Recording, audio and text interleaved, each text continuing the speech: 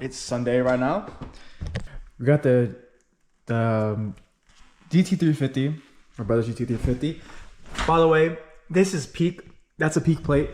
So we're gonna take 350 back to storage and swap it out for something else. First, gotta move these wheels again, man. Also, I appreciate some of y'all like commenting and stuff like that on the video on this car. I'll definitely have to do some more videos on that car soon. I think next I want to do a video on the M5 and just talking about that car, because I almost have 60,000 in that car, 60,000 miles on that car. So I feel like it'd be a cool video to just talk about like how it's been with that car so far.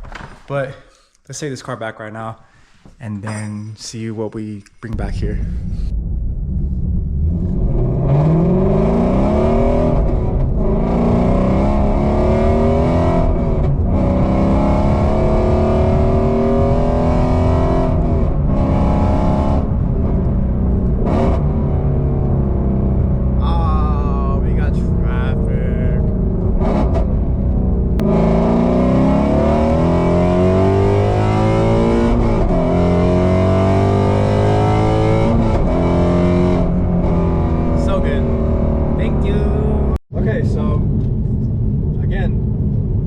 Change of scenery.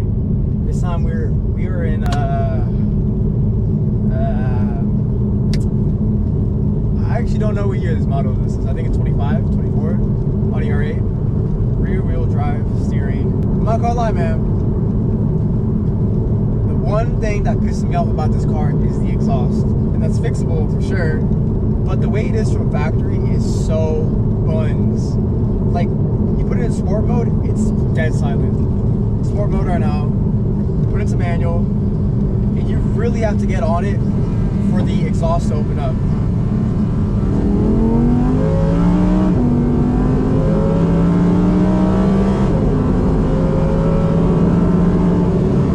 But man, when it does open up, it is a great exhaust.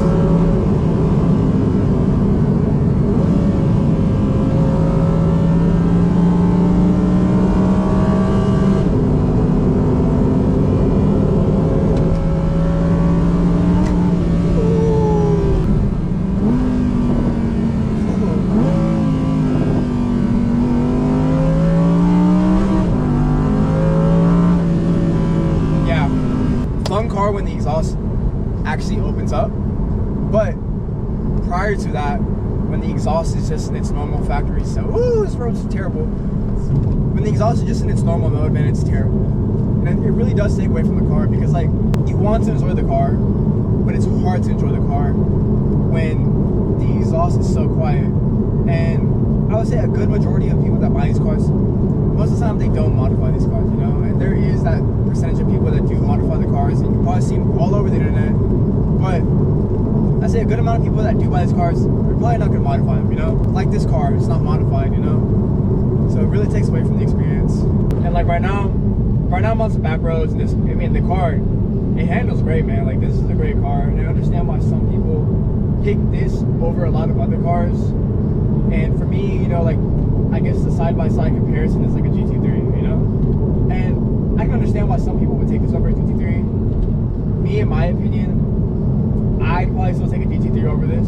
Comfortability-wise and drivability-wise, I definitely say this is probably the better option. Like, if you're an older person, or, you know, you just don't like to be uncomfortable, or, you know, getting in and out of a car, I think this is probably the easier and more usable option. Daily-wise, probably not. I think there's still more storage inside of a GT3 or like a 911 in general, because you really only get this little small space right here. And honestly, bro, you probably can feel like some shoes back there, or like just small stuff back there, nothing crazy. And then you have the front. I don't know, side by side, dude, it's really hard. I feel like it's more so preference and what you want to use it for. I think if you're just going to be casually driving a car every single day, maybe go have fun here and there, you probably take the R8. But if you're more so someone that wants to have fun every single day, drive the car like crazy, I'm probably taking that GT3, honestly. Me personally, I'm taking that GT3. I can't appreciate R8, man. I think R8s are, in a way, undervalued for most people. And I I think they'll probably appreciate eventually one day, you know? I don't know about the Gen 3s, but I think Gen 2 is so beautiful. Gen 1, hard to beat, especially with the manual. And before I forget, dude, the sound system in this car is actually really good. So I think someone's gonna punch it.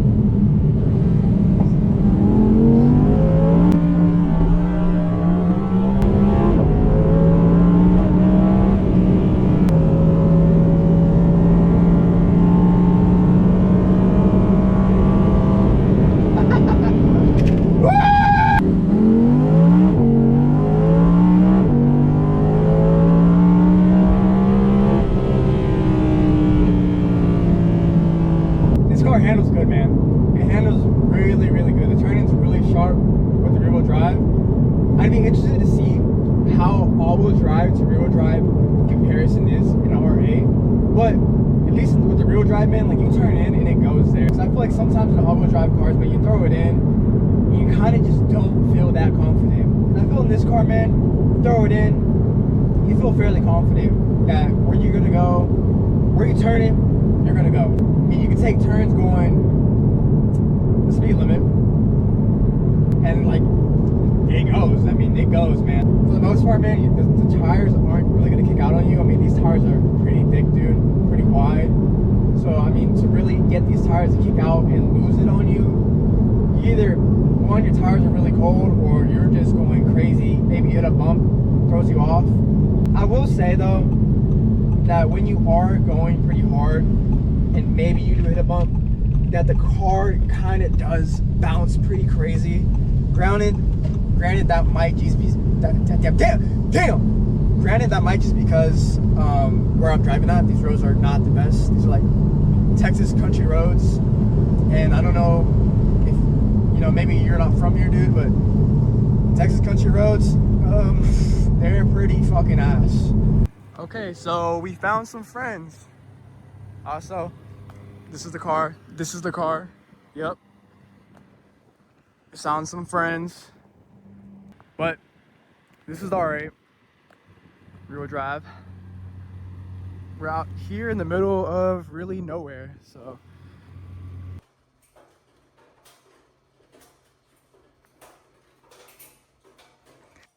Not a bad look, I'll be honest with you. Not a bad look. All right, we're back in the R8 right now. But it's sunset, so I wanted to show you the car. I also just feel like an R8 for me has always been like a car that I've always liked the style of. Partially due to like Iron Man, partially to like Forza Motorsports and stuff like that. The biggest complaint though, honestly, is like I said, is just the exhaust.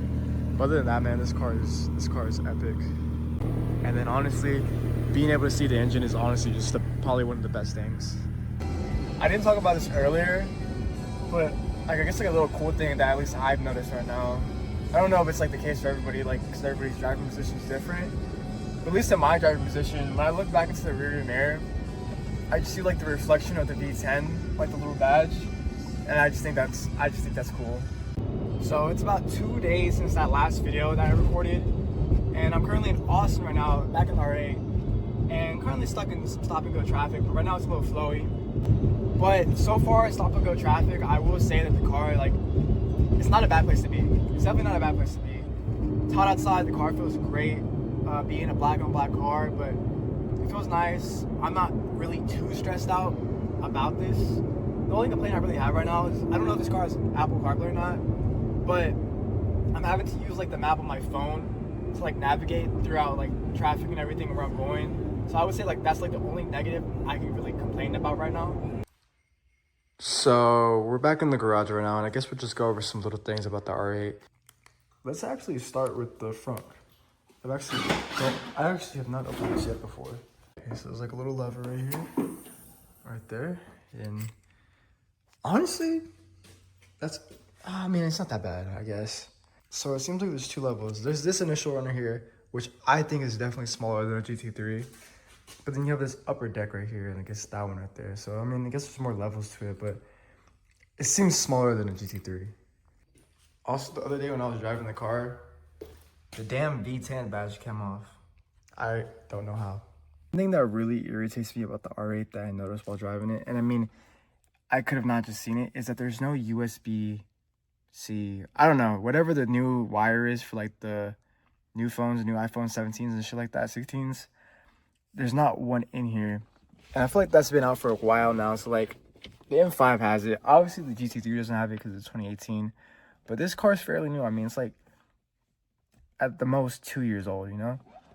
So it does have chargers in here, but they're just the old USB-C ones. And I guess there's this one as well that you can just plug in like a little plug and then put like the new ones in there on that. There's not like a direct outlet where you can just plug it in, which I think is kind of inconvenient sometimes. One thing that's cool is there's still like this little like CD player here right behind you on the seats. Then you have all your gauges for AC and everything, which I find pretty simple because you're driving, vroom, vroom, vroom. It's literally just right here. It's really simple to find, and same thing, everything's kind of just directed towards you. Drink holders are kind of in a weird spot. I mean, if it's open like that, kind of reminds me of E46, but your arm definitely sits in it, and if you do have a drink in there, you kind of really just can't put anything there. Okay, I honestly didn't even realize that this was right here and that it can do this, all this type of stuff. I think if you press view, it's, see, that's kind of cool. Oh, that's kind of cool. These little sunshades are so tiny as well. Like they're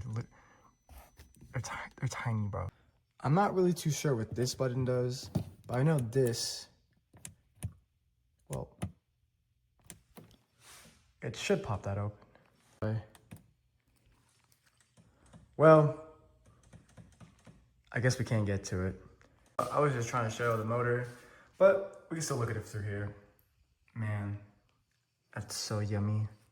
Yeah, so that's kind of just everything with the R8. I don't really know what else to really talk about with this car. I've had fun driving it. Hopefully you kind of enjoyed me talking about it and just cruising in this car. I guess while we're here, you might as well just see everything else, huh? So let's do a little quick speed run through. Borrowed with R8, obviously. 2018 GT3 manual, yes. And M5 CS. Hold up, let's see the bucket seats. Maybe you can see them, maybe you can't. You can't see them, that's okay. But peak color, I think the green is the best color, especially if you get the gold brakes. If you don't get the gold brakes, what are you doing, man? But that's kind of just all for me. I really just wanted to do a video on the R8 since I had it, and I thought it'd be a cool video just to do that. And especially because I just never really like ripped on it like that. I had a lot of fun, so hopefully that translates to the video. Got another video on the GT3 coming up, kind of a chill video, nothing crazy. And then I want to do a kind of a little fun video on the M5, but I don't think I'll be able to, so we'll see what happens. But appreciate y'all watching.